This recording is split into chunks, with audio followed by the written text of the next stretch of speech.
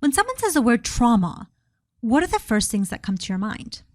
Is it blood, soldiers in combat, refugees fleeing their homes only to have their family drown at sea? All of these events are traumatic and fall under trauma. But what if we told you that you don't have to be a refugee or a soldier to experience it? What if we told you that most of us experience something traumatic in our lives at some point? In this first video, we're going to set out to expand our definition of trauma. Let's look at 3 different types.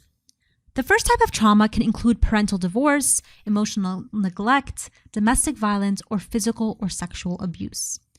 These incidents are sometimes called big T traumas. And although they seem like they would be the rarest type of trauma, you'd be surprised to know that 2 out of every 3 people you pass by on the street has experienced at least one of these significant traumas during their childhood. The second type of trauma is more common than we might expect. These traumas are sometimes called small t traumas. They include extreme stress at work, financial trouble, and conflict with family. The third type is an indirect exposure to trauma called secondary traumatic stress.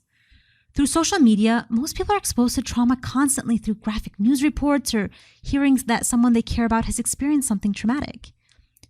Now that we know a little bit more about the types of trauma, let's talk about the real impact trauma has on our bodies. Trauma affects both the brain and the body. It changes our biological stress response system, which is a system that responds to a stressful environment. It hides in our bodies without us even knowing. So if something traumatic happened to us when we were 7, it can still affect the way we deal with stress and manage our relationships as adults. Our fight, flight, or freeze response prepares our bodies to deal with difficult situations. This response basically means that when we're in stressful situations, we have 3 options: attack and defend ourselves, run, or freeze.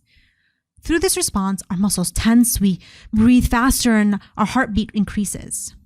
Experiencing intense emotions and bodily sensations is normal, but when our stress keeps occurring over a long time, our bodies keep thinking that the danger has returned.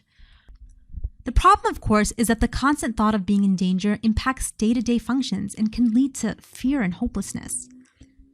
Now that we've expanded our definitions of trauma, we can see that almost everyone has been touched by it, and we can see how it impacts our bodies.